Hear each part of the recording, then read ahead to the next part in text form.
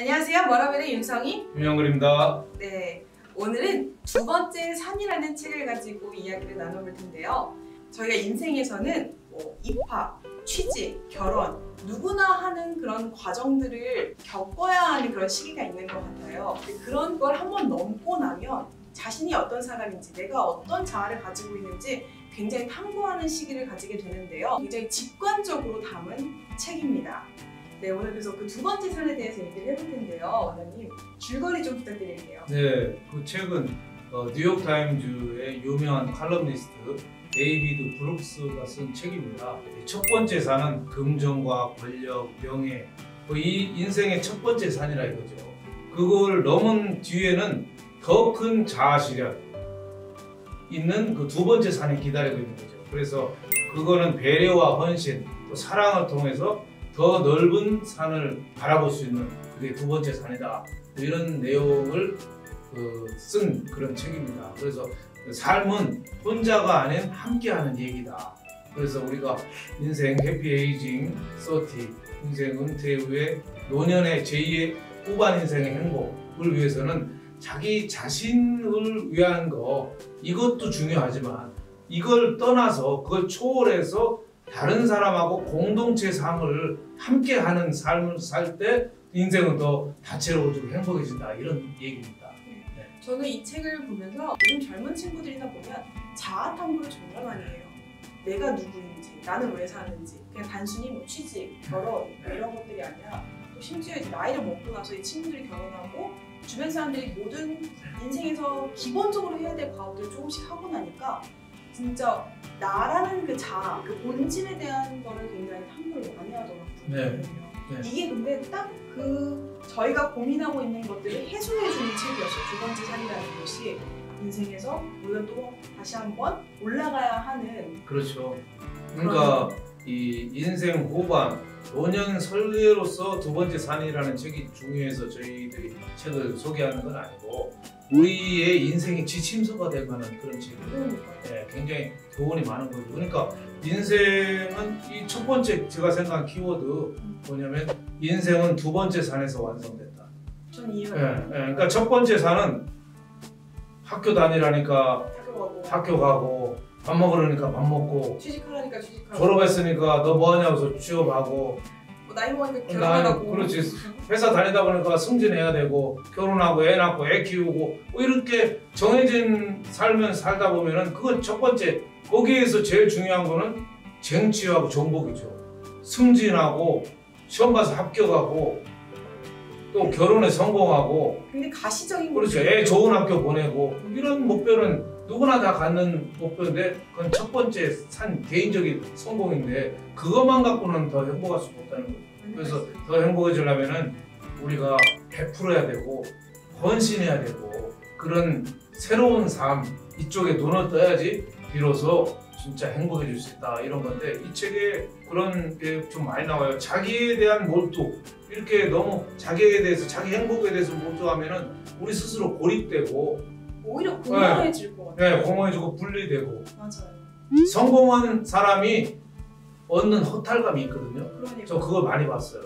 제가 출세한 사람들 많이 봤거든요. 그렇죠, 많이 보셨죠. 재벌 회장도 보고 뭐 대통령, 장관, 총리 다 봤는데요. 그분들의 개인적인 만나서 행복해하는 표정이냐?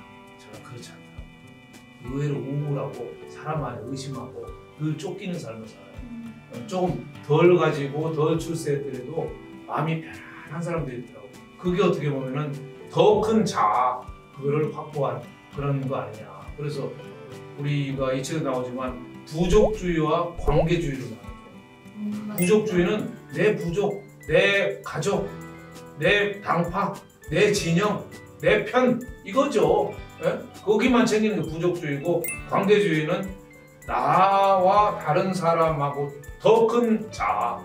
예? 네 편, 내 편 나누는 게 아니라 함께 가자. 사회가. 그렇죠. 멀리 가려면은 빨리 가려면 혼자 가고 멀리 가려면 함께 가라는 얘기가 있죠. 그러니까 이 책은 이 삶은 혼자가 아닌 함께 하는 이야기다. 그래서 책의 첫 번째 키워드는 인생은 두 번째 산에서 완성된다, 이거였습니다. 정말 공감할 수 있는 이야기고 요즘 취직까지 다 하고 결혼까지 하고 나서 이제 내가 뭘 해야 될까 고민하고 계시다면 두 번째 산이 있다는 것을 인지하시는 게 굉장히 중요할 것 같아요. 그럼 두 번째 키워드는요? 두 번째 키워드는 계곡은 나를 오롯이 만나는 공간이다. 첫 번째 산하고 두 번째 산 사이에 계곡이 있거든요. 그 계곡은 고통의 늪이에요. 바위도 많고 물도 그렇고 진창이고 위험해요. 그렇지만 첫 번째 산에서 두 번째 산을 갈 때는 케이블카 타고 갈 수는 없잖아요. 그렇죠. 내려갔다가 그 계곡을 통과해서 올라가야 되거든요. 근데 그게 어떤 계곡이 고통이거든요. 삶에서 고통을 피할 수는 없어요. 고통하고 정면 승부해야죠. 그래서 이 고통을 누구나 겪는 고통을 피할 수는 없거든요.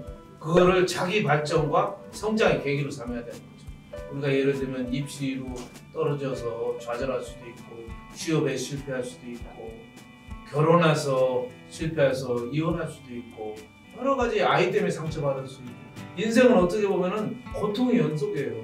상처를 피할 수가 없어요. 근데 그 누구한테나 다가오는 상처를 어떻게 극복하느냐 그게 인생의 성패가 달린 거 아닌가 저는 이렇게 생각해요. 저는 이 책 읽으면서 첫 번째 산에 오르잖아요. 네. 근데 그 계곡을 만났을 때 네. 두 번째 산이라는 게 존재한다는 걸 인지하는 거죠. 네, 그렇죠. 그러니까 내가 막 성공하고 나는 너무 대학교도 잘 나가고 너무 취직도 잘해서 네. 돈도 잘 벌고 이럴 때는 부족한 걸 못 느껴요. 네. 난 사회에서 어느 정도 성공했으니까. 근데 그러다가 뭐 사랑이 실패했다던가 뭐 만약에 부모님이 그렇죠. 어떻게 됐다던가 정말 내가 살면서 경험해보지 못한 고통을 느꼈을 때 갑자기 그 본질로 내려가게 되더라고. 이게 진정한 삶일까? 나는 어떤 걸 추구하기 위해서 이 삶을 사는 거지? 열심히 살아왔는데 허탈한 거예요. 네. 그러면서 저 너머에 두 번째 산이 존재한다는 것을 인지하게 되는 것이 아닌가. 계곡을 만났습니다. 네, 그렇죠. 그러니까 삶에서 인생에서 제일 나약한 게 고통을 한 번도 겪어보지 않은 사람이에요. 늘 성공만 한 사람들. 그런 사람들은 정말 신기해요. 마음에 근육이 없어요. 그래서 조그만한 가시에만 찔려도 이 화상풍이 걸릴 정도로 그 가시 같은 아픔에도 못 이겨나가는. 그래서 지금의 겪는 좌절 그게 어떻게 보면은 내 몸에 마음의 근육을 키우는 어떻게 보면 하느님이 주신 기회다 이렇게 생각할 필요가 있어요. 진짜 맞는 말씀인 게 어렸을 때 조금 뭐 집안이 어렵거나 이렇게 해서 뭐 자기가 하고 싶은 거 못하는 네. 친구들은 또 다른 근육이 생겨서 내가 갖고 싶은 것을 얻을 수 있는 그런 원천이 된 친구들이 있고 집에서 모든 걸 다 했던 친구들은 30 넘어와서 오히려 아무것도 못하는 사람이 되는 경우를 좀 보게 되더라고요. 그렇죠. 우리 독감 예방주사 맞잖아요. 네. 독감 예방주사가 뭐예요? 독감을 미리 몸에 소량 넣는 거예요. 그래서 몸이 독감하고 싸우면서 저항력을 키우는 거죠. 그렇죠. 그래서 윤 팀장도 사소고생이라는 말 있잖아요.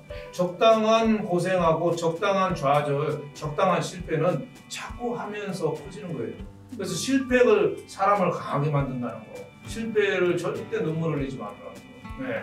산과 산의 사이는 계곡이 있다. 그 계곡은 어떻게 보면 그 물이 흐르잖아요. 네. 거기서 샤워도 할 수 있고 목욕도 할 수 있고 먹을 수도 있고 거기서 어떻게 보면 인생의 휴식을 얻고 다시 두 번째 산을 올라갈 수 있는 기회죠. 직장 생활할 때요. 좌절하잖아요. 승진해서 물 먹거나 좌천되잖아요.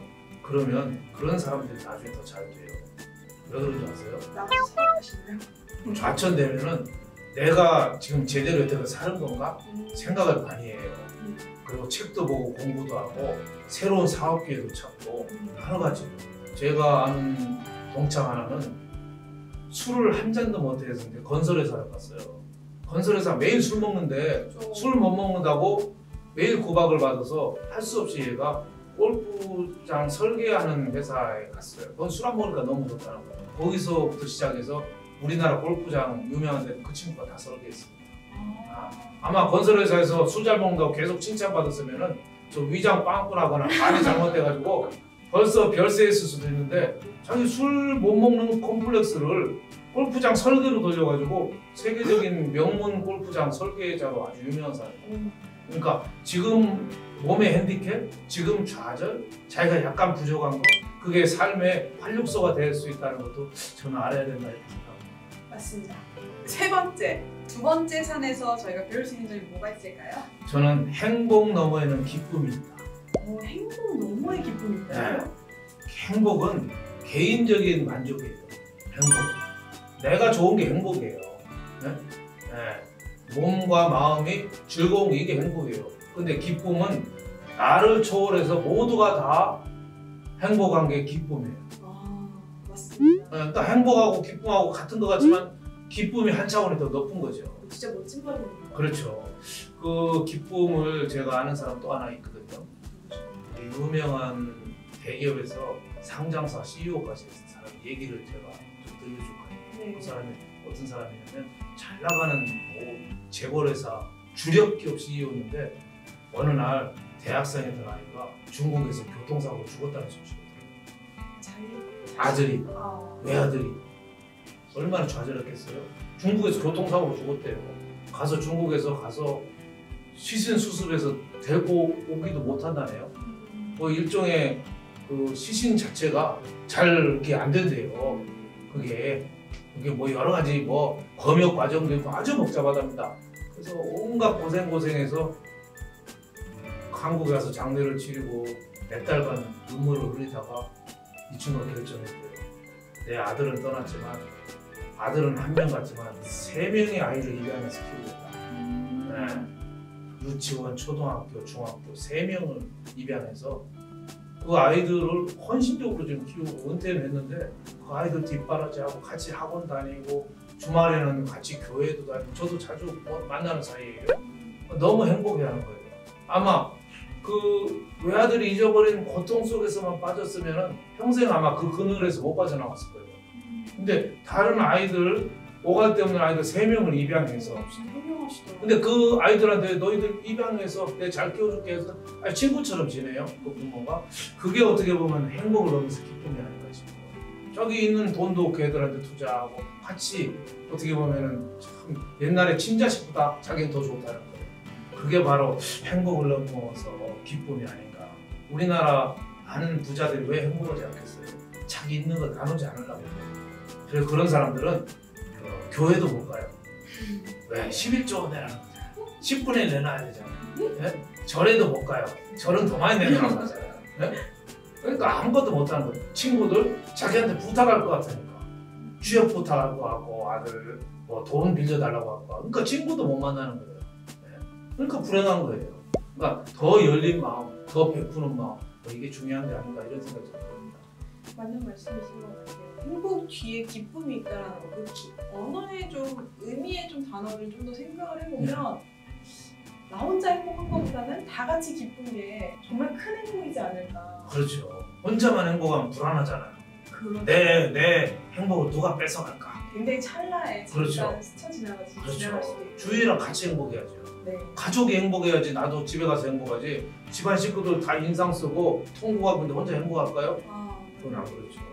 행복은 더불어 살면서 느끼는 거 아닌가 싶습니다. 저도 말은 이렇게 하지만 실제 실행은 못하고 있죠. 네.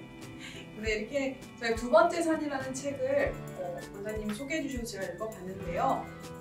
삶에서 어떤 힘든 일을 겪으셨다든지 아니면은 앞으로 내가 무엇을 위해서 살아야 하는가를 생각해 보실 때 보시면 굉장히 좋으실 것 같아요.